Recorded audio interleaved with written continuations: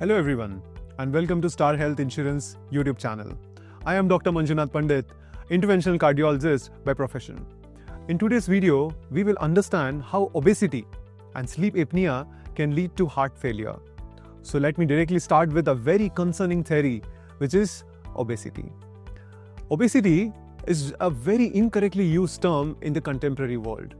The general understanding is that an individual with a visible tummy or who has a huge build is obese. On the contrary, some may not even qualify as overweight.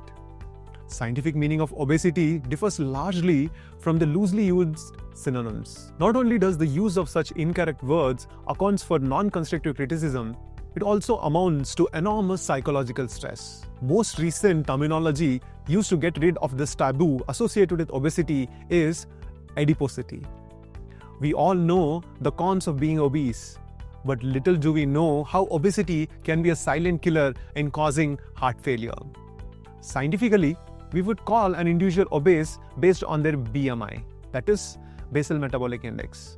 A BMI between 18.5 to 24.9 is normal and ideal, while a BMI between 25 to 29.9 is called overweight. And any individual of BMI more than 30 is called obese. Any individual who has an BMI more than 40 is morbidly obese. So that means an obesity can kill him in the near future. I think it is about time we start the trend of flaunting our BMIs rather than our height, physique, or academic achievements.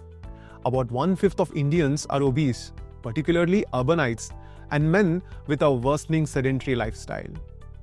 Understanding why a healthy individual gets obese is no rocket science. It works pretty logical, which is a calorie intake and a calorie burn mismatch.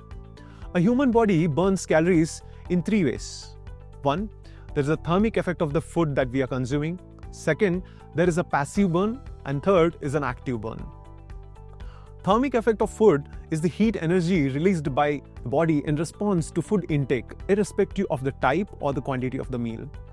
Passive burn is the energy spent in maintaining vital processes of the body, which is often termed as basal metabolic rate or resting metabolic rate. And active burn is something where we spend energy in aerobic or anaerobic activity. That is the energy spent during a run, a jog, or in the gym. Adiposity, apart from being an important risk factor in developing heart disease, also accounts for non-cardiac morbidity.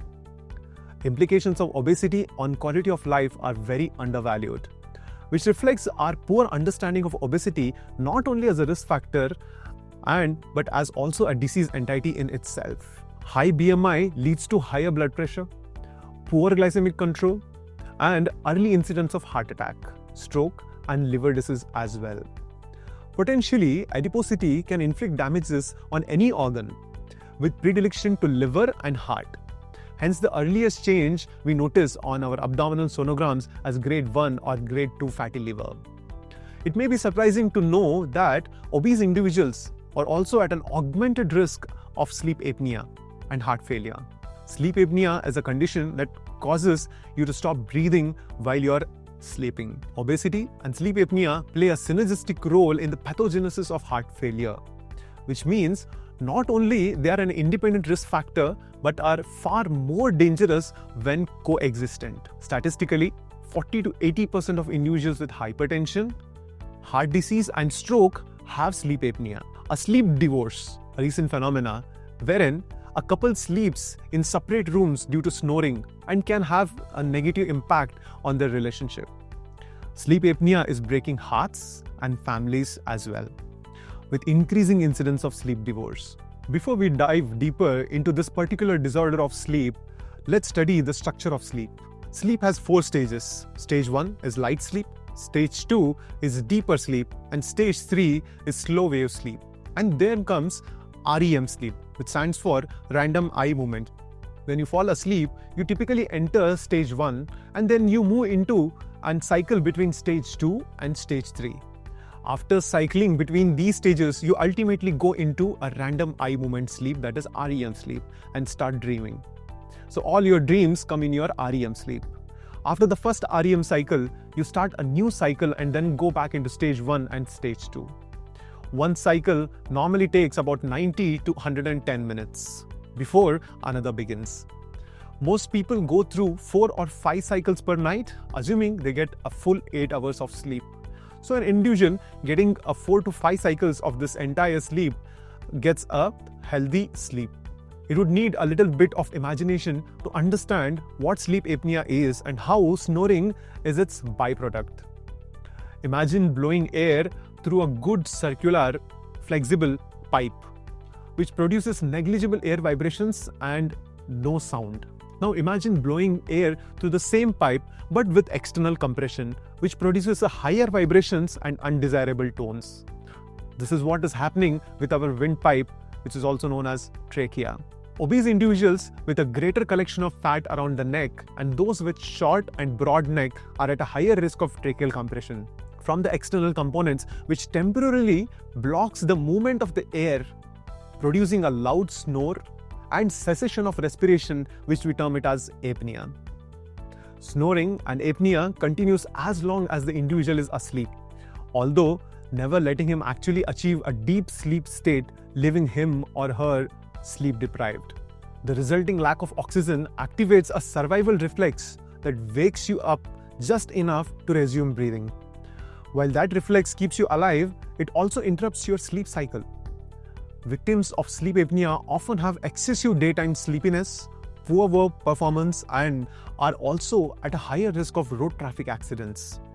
Since they don't sleep well in the night, so they have excessive daytime sleepiness. Recurrent apnea builds up carbon dioxide levels in the body and is often the reason for early morning headaches. Spells of apnea shoots up your blood pressure as well. Untreated sleep apnea and obesity for decades will eventually destabilize the heart rate variability and culminates into heart failure. Symptoms that you can have other than snoring, daytime sleepiness and morning headaches can be mood changes, feeling tired, memory loss, night sweats, and some may even have sexual dysfunction. Sleep apnea, apart from affecting in adults, it can also victimize children who may have atypical symptoms. Some may have an attention deficit hyperactivity disorder, bedwetting, sleeping in unusual position, frequent leg or arm movements while asleep.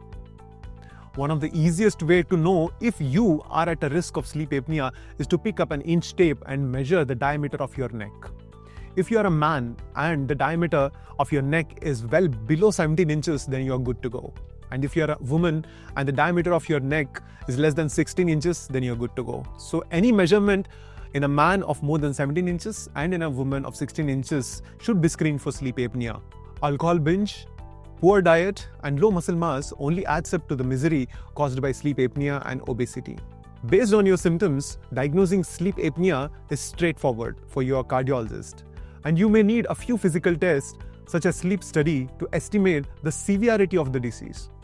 Once diagnosed, there are several therapies that can be offered to deal with sleep apnea, beginning with weight reduction. Even a moderate weight loss or a weight gain can have an impact on the severity of sleep apnea. 10% of body weight loss is generally recommended.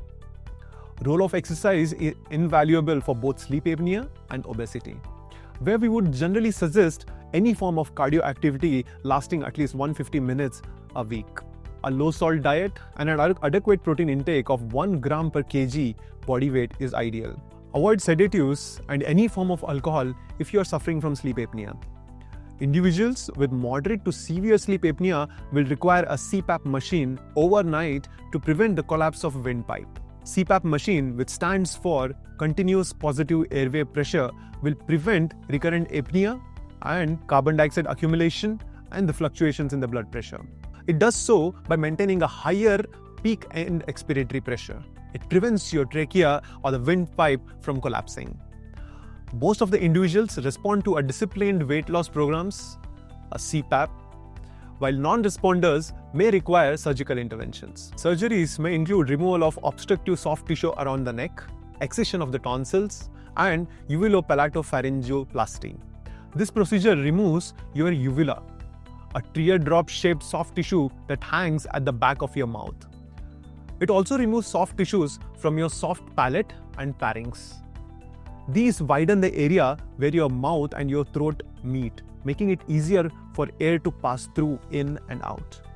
To conclude, sleep apnea is a multifaceted disorder that requires comprehensive understanding and management. With proper diagnosis and treatment, individuals can significantly improve the quality of life and reduce the risk of serious health complications. As awareness of sleep apnea grows, it becomes increasingly important for healthcare providers, patients, and society at large to recognize its impact and address it effectively. If you suspect you or someone you know suffering from sleep apnea, seeking professional evaluation is a crucial first step towards a better health and well-being. So that's all for today, guys. If you liked this video, hit the like button, share it with your friends and family, and don't forget to subscribe to Star Health Insurance YouTube channel. Thank you.